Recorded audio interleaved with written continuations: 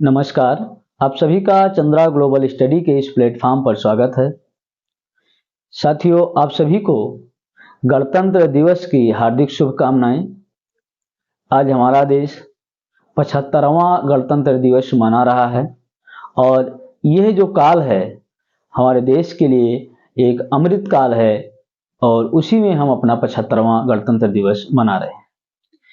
पुनः आप सभी को गणतंत्र दिवस की ढेर सारी शुभकामनाएं। हम सब बात कर रहे थे केमिस्ट्री कक्षा 12 अमसाल पेपर की, और जिसमें सेट 4 को हम लोग हल कर रहे थे। 2023 के सेट 4 जिसका कोड था 347 CD। पिछली कक्षाओं में हमने इसके क्वेश्चन नंबर 6 तक के सारे सवालों को हल कर लिया था। इसका एक लास्ट क्वेश्चन नंबर 7 बचा हुआ है, जिसको आज हम इस कक्षा में हल करेंगे। तो आइए देर ना करते हुए हम अपने सवालों को देखते हैं। क्वेश्चन नंबर 7 दिया गया है। क्वेश्चन नंबर 7 देखेंगे। 7 है, लिखा हुआ है का। 7 का है, लिखा है क्या होता है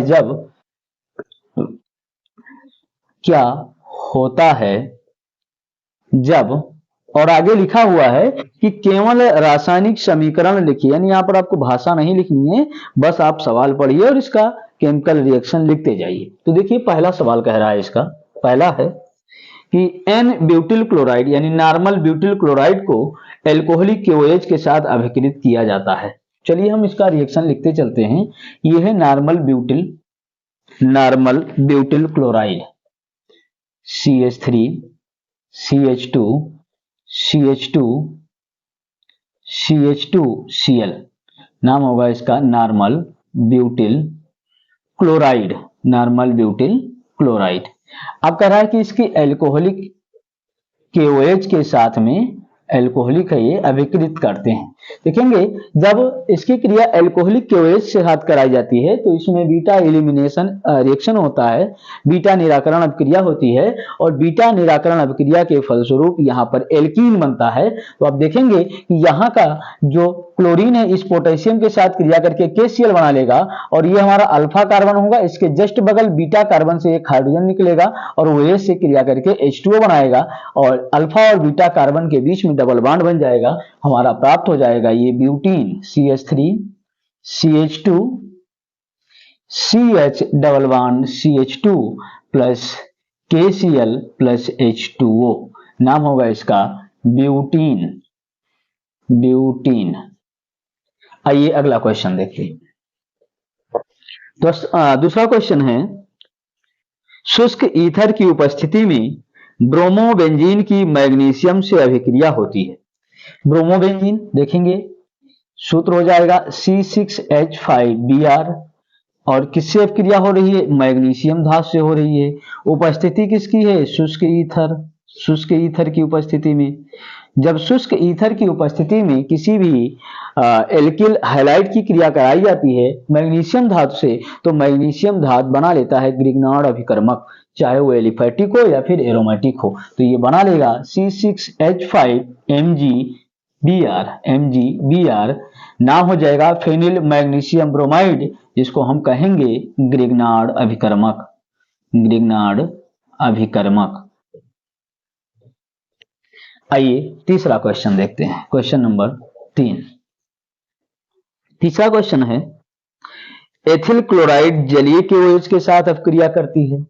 एथिल क्लोराइड सूत्र हो जाएगा एथिल क्लोराइड का C2H5Cl, ये है एथिल क्लोराइड। और जब जलीय KOH के साथ इसकी क्रिया होगी, एक्वस होगा ये, तो एक्वस के साथ जब क्रिया होती है तो ये OH समूह इसके हाइड्रोजन को प्रतिस्थापित करता है, स्वयं जुड़ जाता है, तो बनाएगा ये C2H5OH और प्लस KCl, ये बना लेगा एथिल एल्कोहल। आइए हम देखते हैं इसका सवाल नंबर 4। सवाल नंबर 4 कह रहा है कि शुष्क ईथर की उपस्थिति में मेथिल ब्रोमाइड की अभिक्रिया सोडियम से होती है।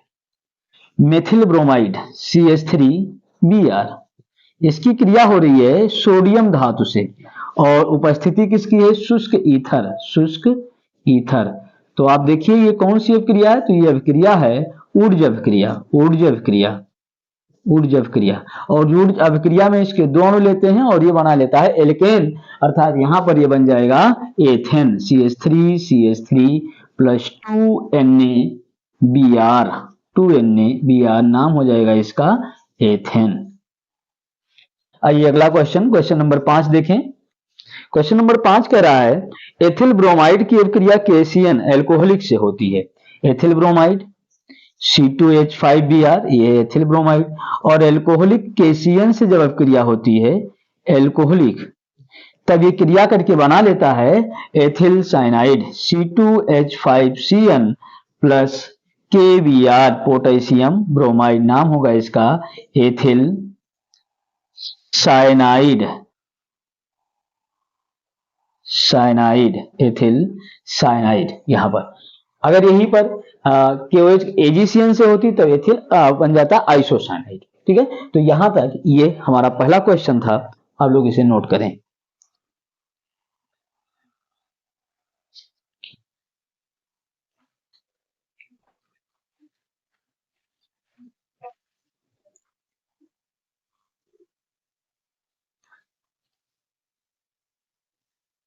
उम्मीद है आपने इसे लिख लिया होगा। तो चलिए अब हम अगले प्रश्न की ओर बढ़ते हैं।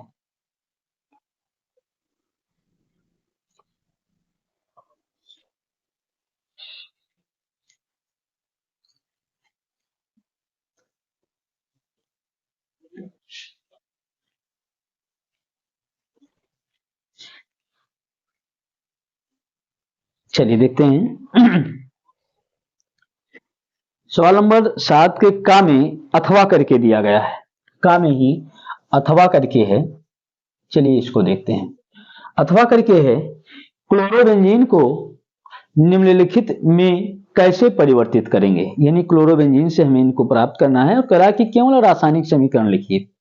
पहला कह रहा है कि बेंजीन कैसे प्राप्त करेंगे, दूसरा है फिनाल, तीसरा है टॉलुइन, चौथा है एनिलीन और पांचवा है डाइफेनिल। तो यहां पर ये दिया गया है कि हम इसको कैसे प्राप्त करेंगे क्लोरोबेंजीन से। तो आइए एक एक करके हम इसको हल करते हैं। तो पहला क्वेश्चन देखेंगे कि क्लोरोबेंजीन से हम इसको कैसे प्राप्त करेंगे। पहला देखें, पहला है अथवा में लिख देंगे कैसे प्राप्त करेंगे, कैसे प्राप्त करेंगे। और पहला दिया गया है क्लोरोबेंजीन से, बेंजीन से बेंजीन, बेंजीन। देखिए क्लोरोबेंजीन जो होता है, केवल रासायनिक समीकरण लिखना है हमें, तो ये है क्लोरोबेंजीन। और अगर इस क्लोरोबेंजीन का हम लिथियम एल्यूमिनियम हाइड्राइड के द्वारा अपचयन करा दें तो ये दोनों जात हाइड्रोजन देगा और इसका अपचयन कराने पर हमें प्राप्त हो जाता है बेंजीन। ये पहला रिएक्शन हो जाएगा बेंजीन और प्लस बन जाएगा HCl। तो ये हमारा हो जाएगा पहला रिएक्शन। दूसरा देखेंगे नंबर 2 दिया गया है क्लोरोबेंजीन से फिनाल, क्लोरोबेंजीन से फिनाल, फिनाल। तो क्लोरोबेंजीन से फिनाल कैसे प्राप्त करेंगे, अभी इसमें एक दिया गया था डाउस प्रोसेस, उससे देखें। तो डाउस प्रोसेस बताता है कि अगर ये क्लोरोबेंजीन है और इसकी हम क्रिया करा दें जलीय KOH से, जलीय KOH से, और जब हम इसकी जलीय KOH के साथ क्रिया कराते हैं, गर्म करते हैं, तब ये बना लेता है फिनाल, फिनाल और प्लस KCl अलग हो जाता है। तो ये हमें प्राप्त हो गया क्लोरोबेंजीन से फिनाल। तीसरा इसी में कह रहा है, अगला क्वेश्चन दिया गया है, देखेंगे। अगला क्वेश्चन है कि क्लोरोबेंजीन से कैसे प्राप्त करेंगे हम टॉलुइन। तो आप देखेंगे यहां पर क्लोरोबेंजीन से टॉलुइन, टॉलुइन, ये टॉलुइन कह रहा है। देखें आपने एक रिएक्शन पढ़ा था इसी में, ऊर्ज फिटिक अभिक्रिया। तो देखें ऊर्ज फिटिक में कह रहा है कि एक होगा हमारा एरोमेटिक या एरिल क्लोराइड ले लीजिए, 2 सोडियम धातु लें, 2 अणु, और एक ले लें हम मेथिल क्लोराइड CH3Cl। और अगर इसकी हम शुष्क ईथर की उपस्थिति में क्रिया करा दें, शुष्क ईथर, तो होता क्या है, यहां से Na इसके और इसके क्लोरीन से क्रिया कर लेता है, CH3 इसके स्थान पर जुड़ जाता है। तो यही हमारा मिल जाता है टॉलुइन, टॉलुइन और प्लस 2NaCl। तो ये हो जाएगा तीसरा। अब आते हैं सवाल नंबर 4। सवाल नंबर 4 कह रहा है कि टॉलुइन से कैसे प्राप्त करेंगे हम एनिलीन। तो आइए एनिलीन देखते हैं कि कैसे मिलता है। सॉरी, क्लोरोबेंजीन से, क्लोरोबेंजीन से, क्लोरोबेंजीन से एनिलीन, एनिलीन देखें, ये है क्लोरोबेंजीन, क्लोरोबेंजीन। और अगर हम इसकी क्रिया करा दें अमोनिया से NH3, इसके साथ में इसको गर्म करें तो ये बना लेता है एनिलीन। ये बना लेगा C6H5NH2 प्लस HCl। इसी को कहा जाता है कि ये है एनिलीन। चलिए, इसी में एक और दिया गया है, ये सॉरी चौथा है ये। पांचवा अब हम देखेंगे।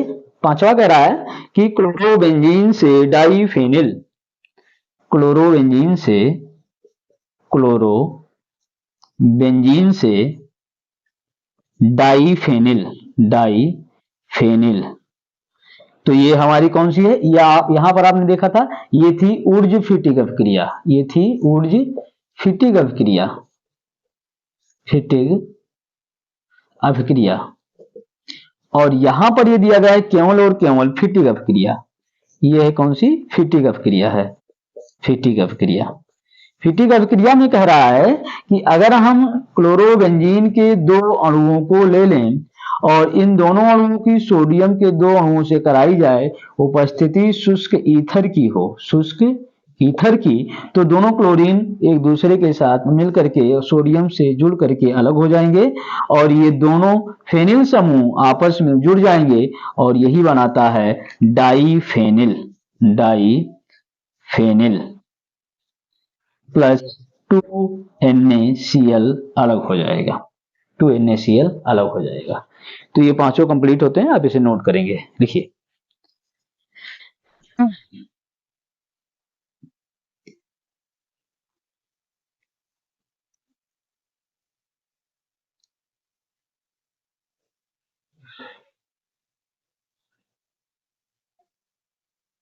उम्मीद है इसे आपने लिख लिया होगा। तो चलिए हम अब सवाल नंबर 7 के खा को हल करेंगे। 7 का खा।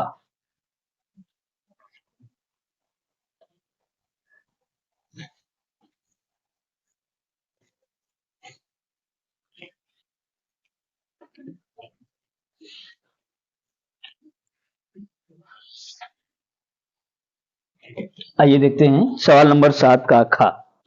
7 का खा दिया गया है एक कार्बनिक यौगिक में। सवाल नंबर 7 का है खा। चलिए देखते हैं। कह रहा है एक कार्बनिक यौगिक में 69.77% कार्बन, 11.63% हाइड्रोजन तथा शेष ऑक्सीजन उपस्थित है। यौगिक का आणविक द्रव्यमान 86 है। यह यौगिक टालन अभिकर्मक को अपचयित नहीं करता है, परंतु सोडियम हाइड्रोजन सल्फाइड के साथ योजक यौगिक देता है। यानी कि सोडियम हाइड्रोजन सल्फाइड से क्रिया कर लेता है, टालन अभिकर्मक से नहीं करता है, तथा धनात्मक हाइड्रोफॉर्म परीक्षण भी देता है। ठीक है। प्रबल ऑक्सीकरण पर या एथेनोइक अम्ल व प्रोपेनोइक अम्ल भी देता है। तो संभाव्य यौगिक की संरचना लिखिए। तो इन बाद वाले लैंग्वेज से हमें सीधे सीधे मालूम हो जाता है कि ये कोई कीटोन होगा, क्योंकि कीटोन ही सोडियम बाइसल्फाइड से क्रिया करेगा, टालन अभिकर्मक से क्रिया नहीं करेगा। आयोडोफॉर्म परीक्षण भी देता है। अब अगर ये आयोडोफॉर्म परीक्षण दे रहा है तो इसमें COCH3 समूह भी होगा, COCH3 समूह यहां पर पाया जाएगा। इतना होगा। अब इसी से संबंधित ये कोई कीटोन है। अब इसके बाद में कह रहा है कि प्रबल ऑक्सीकरण करने पर ये एथेनोइक अम्ल और प्रोपेनोइक अम्ल भी देता है। ठीक है। तो अब चलिए इसको हम हल करते हैं। तो पहले यहां पर जो इसका रासायनिक संघटन दिया गया है उससे हम इसका अणुसूत्र ज्ञात कर लेते हैं। आइए देखते हैं। देखें, एक टेबल बनाएंगे। ये कक्षा 11 से संबंधित सवाल है आपका। यहां पर लिख देंगे तत्व, तत्व, तत्व दिया गया है, कार्बन है, हाइड्रोजन है और ऑक्सीजन है। ये 3 तत्व दिए गए हैं। इनकी प्रतिशतता दे दी गई है यहां पर, प्रतिशतता, प्रतिशतता इसकी दी गई है 69.77%। इसकी दिया गया है 11.63%। और इसको जोड़ करके 100 में से घटा दीजिए तो जो हाइड्रोजन की परसेंट मिलता है हमें, ये मिल जाता है लगभग 18.6%। 18.6% ये मिल जाता है हमें ऑक्सीजन। ऑक्सीजन मिल गया, ये इतना दिया गया है। तो चलिए अब इसकी सहायता से हम आगे सवाल को हल करेंगे। जब यहां पर प्रतिशतता मिल जाती है तो हम इसका मोल अनुपात ज्ञात करते हैं। अगला हम मिलाते हैं मोल अनुपात। मोल अनुपात देखेंगे, मोल अनुपात ज्ञात कैसे किया जाता है। तो यहां जो तत्वों की प्रतिशतता दी होती है, उस प्रतिशतता को उसके अणुभार से यदि हम भाग कर दे तो हमें मोल अनुपात मिल जाता है। तो यहां पर देखेंगे ये दिया गया 69.77, कार्बन का अणुभार होता है 12, इससे भाग कर दें। ये दिया गया 11.63 और हाइड्रोजन का अणुभार होता है 1, और यहां देखिए 18.6 दिया गया है और ऑक्सीजन का होता है 16। इसको भाग करोगे तो 12 पंचे 60 और यहां पर 9 आएगा, दशमलव लगाओगे तो ये हो जाएगा 97, 12 सते 84, 12 अट्ठे 96, कट जाएगा, एक आएगा, यानी 5.8 के लगभग में ये मान हमें मिल जाएगा। यहां इसको हल करोगे तो ये आ जाएगा, 1 से भाग करोगे तो 11.63 ही आ जाएगा। इसको भाग करोगे तो 16 एक कम 16, 2 बचेगा, दशमलव लगाओगे 26 हो जाएगा, 0 लगाओगे और 26 चूंकि कटेगा नहीं, 16 दूना 32 हो जाएगा, तो नहीं 16 एक कम 16 जाएगा, दशमलव लगाओगे तो 26 हो जाएगा, 16 एक कम 16 और 16 10 26, 10 आएगा, 0 लगा 100 होगा, 16 छक्का 96, ये मिल जाएगा हमें इसका मोल अनुपात। अब मोल अनुपात जो मिल जाता है उसके बाद में हम उसका ज्ञात करते हैं सरल मोल अनुपात। सरल मोल अनुपात। और इस सरल मोल अनुपात में करते क्या है कि इनमें जो मोल अनुपात मिला तीनों संख्या, जो सबसे छोटी संख्या होती है उसी से हम सभी को भाग कर देते हैं। तो आप भाग करके देख लीजिए। यहां पर हम भाग करेंगे 5.8 डिवाइडेड बाई 1.16, ये लगभग मान आ जाएगा 5 के आएगा। और इसको भाग करेंगे 11.63 भागे 1.16, यहां पर मान मिलेगा, और 1.16 भागे 1.16 भाग करेंगे तो यहां पर इसका मान मिल जाएगा। और ये जो मान मिलता है आप इसको भाग करोगे तो ये लगभग मिल जाएगा हमें, आप देख रहे हैं कि 10 के करीब मान मिल जाएगा। तो ये हमें मिल गया यहां पे तत्वों का सरल मोल अनुपात। और इसी के आधार पर हम लिख देते हैं, इसलिए मूलानुपाती सूत्र, मूलानुपाती सूत्र, मूलानुपाती सूत्र, आप सूत्र देखोगे तो C5H10O ये हमें मिल जाता है तत्व का मूलानुपाती सूत्र। अब हम यहीं से ज्ञात कर लेंगे मूलानुपाती सूत्र भार। मूलानुपाती सूत्र भार ज्ञात कर लेंगे। सूत्र भार, तो यहां पर देखिए कार्बन का 12 5 है, प्लस हाइड्रोजन का 1 10 है और प्लस ऑक्सीजन का होता है 16। हल करोगे तो 12 पंचे 60, 60 और 10 प्लस 16, 60 10 70, 10 80, 80 6 86, ये मिल जाता है हमें 60 20 80 86, ये मिल गया हमें मूलानुपाती सूत्र भार। सवाल में दिया गया है कि इसका आणविक द्रव्यमान भी कितना है, अणुभार भी दिया गया है कि ये है 86, अणुभार बराबर भी दे दिया गया है कि ये है 86। तो हम यहां से ज्ञात कर लेते हैं स्मॉल एन, स्मॉल एन, और स्मॉल एन बराबर होता है मूलानुपाती सूत्र भार बटे अणुभार। ये होता है मूलानुपाती सूत्र भार बटे अणुभार, बटे अणुभार। भाग कर दोगे, मान रख देंगे 86 बटा 86, तो मान आएगा 1। तो इसलिए अणुसूत्र बराबर, इसलिए अणुसूत्र बराबर, अणुसूत्र बराबर हो जाएगा, ये सूत्र होता है मूलानुपाती सूत्र इंटू स्मॉल एन। तो मूलानुपाती सूत्र है C5H10O का होल एन, तो हमें ये मिल जाएगा कि जो अणुसूत्र होगा वो भी होगा C5H10O। एक हमें मिल गया इसका अणुसूत्र। आप देखोगे कि इसका अणुसूत्र चूंकि सवाल में कह रहा है कि इसका जो अणुसूत्र है, इसका अणुभार मिलेगा 86। आप देख रहे हैं इसका 86 दिया गया है, तो इसलिए ये जो यौगिक होगा यहां पर लिख सकते हैं कि प्रश्नानुसार जो कंडीशन सवाल में दिया गया है कि यह तारणाभिकर्मक को अपचयित नहीं करता है, सोडियम बाइसल्फाइड से क्रिया कर लेता है, आइडोफार्म परीक्षण भी देता है, यानी कि ये कीटोन है और कीटोन जो होगा तो उसमें COCH3 समूह होगा। अब देख लीजिए कार्बन 5 है तो एक यहां से हो जाएगा ये CH2, 3 हो गए, एक हो जाएगा CH2, 4 हो गए और एक हो जाएगा CH3। यही हमारा यौगिक होगा, यही हमारा यौगिक होगा। आप नाम लिखना चाहेंगे 2 4 1 5 तो नाम हो जाएगा pentane, pentane 2 on, pentane 2 on, यही आंसर होगा। नोट करिए।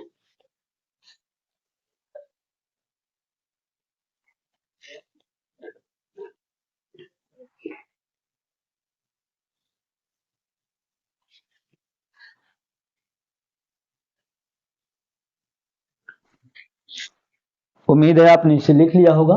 तो चलिए अब हम इसी के अगले सवाल को हल करते हैं।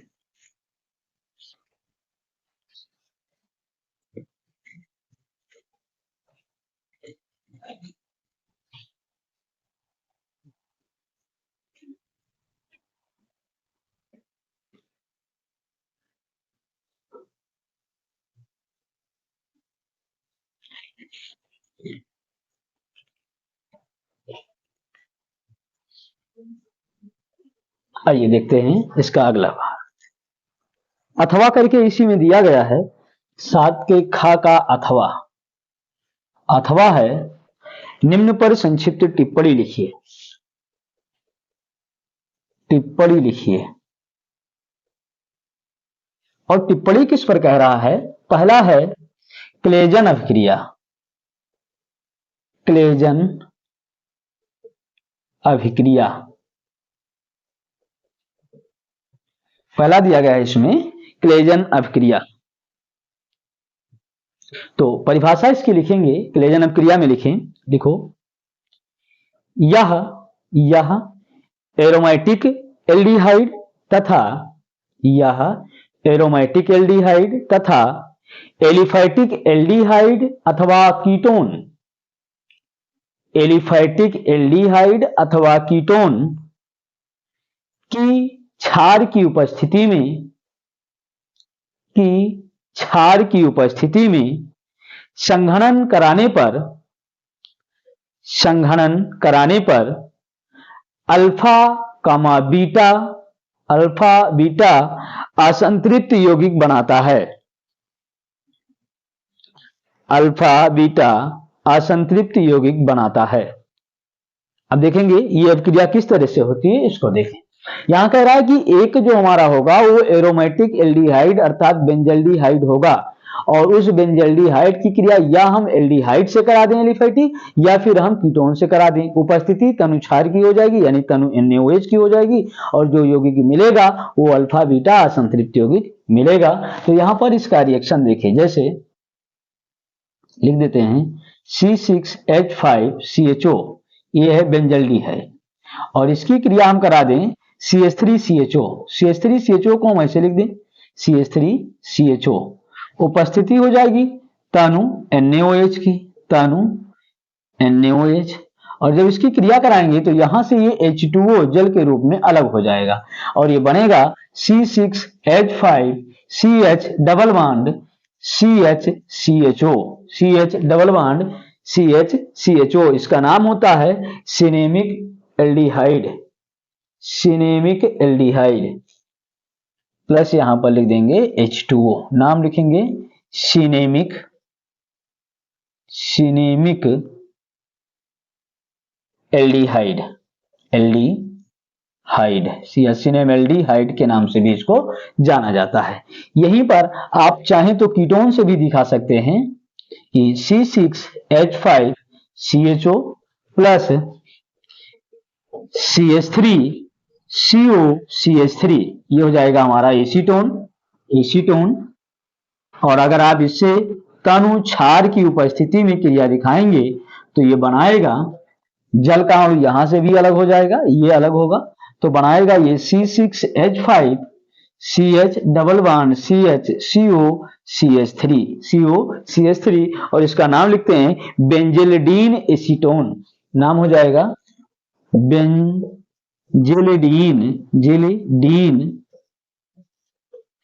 एसीटोन। बेंजिलिडीन एसीटोन नोट करेंगे इसे, लिखिए।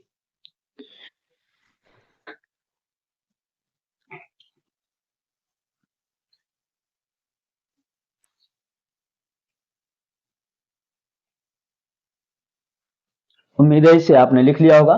तो दूसरा जो हमारा टिप्पणी करने के दे रहा है वो है कैनिजारोव क्रिया। दूसरा लिखेंगे कैनिजारोव क्रिया,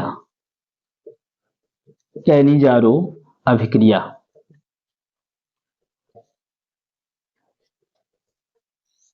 कैनिजारोव अभिक्रिया, कैनिजारोव क्रिया के बारे में लिखेंगे, लिखें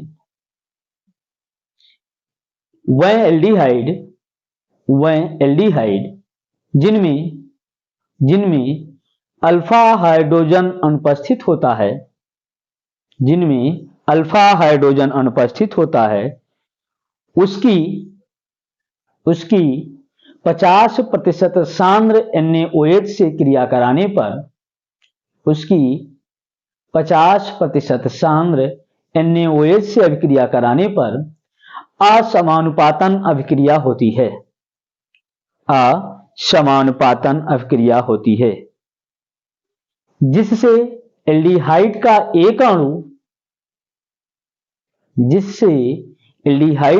एक अणु ऑक्सीकृत होकर कार्बोक्सिलिक अम्ल का सोडियम लवण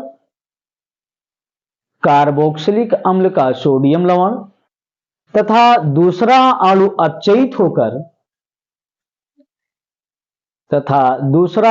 अपचयित होकर एल्कोहल बना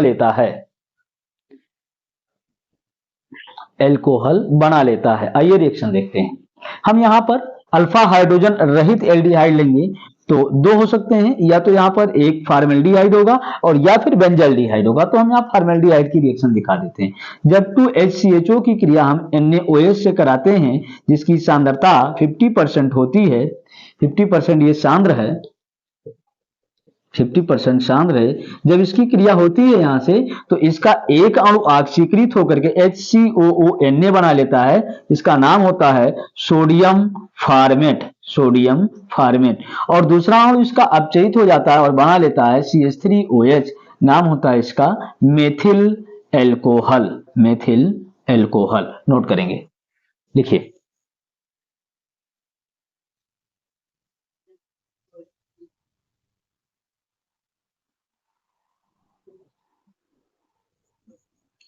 चलिए अब इसी में एक और दिया गया है टिप्पणी लिखने के लिए। नंबर 3 है रोजनमुंड अपचयन अभिक्रिया।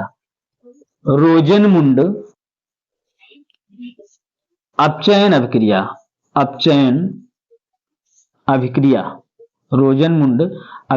अभिक्रिया। चलिए देखते हैं इस रोजनमुंड अपचयन अभिक्रिया के बारे में। लिखें इसके बारे में लैंग्वेज, लिखेंगे बेरियम सल्फेट पर आधारित पैलेडियम उत्प्रेरक की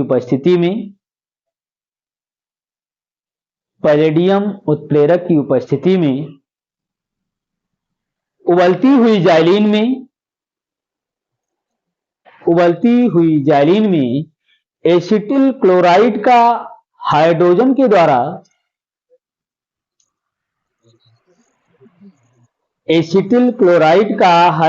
द्वारा अपचयन कराने पर एस्टल्डिहाइड प्राप्त होता है। रिएक्शन देखेंगे, बताएगा एसिटिल क्लोराइड सूत्र हो जाएगा CH3COCl। यह एसिटिल क्लोराइड अपचयन कराते हैं हाइड्रोजन के द्वारा। यहां बताया गया कि पैलेडियम उत्प्रेरक होगा, बेरियम सल्फेट पर आधारित होगा और यहां पर जाइलिन भी होगी। जाइलिन ये विलायक का कार्य करती है जो कि उबलती हुई जब ये क्रिया करती है तो एक हाइड्रोजन इसके क्लोरीन से क्रिया कर HCl बना लेता है और एक यहाँ पर हाइड्रोजन जुड़ जाता है तो ये बनाता है CH3CHO प्लस H2। ये है एसिटैल्डिहाइड, एसिटैल्डिहाइड। तो इस तरह से हमारा यह सेट भी आज पूरी तरह से कंप्लीट हो रहा है, सेट 4। उम्मीद करते हैं आपको पूरी तरह से ये कक्षा समझ में आई होगी। तो आप लोग इसको नोट करें और एक प्रॉपर नोट बनाते हुए अपनी तैयारी आगे जारी रखें। तब तक के लिए आप सभी अपना ख्याल रखें। जय हिंद, जय भारत, धन्यवाद।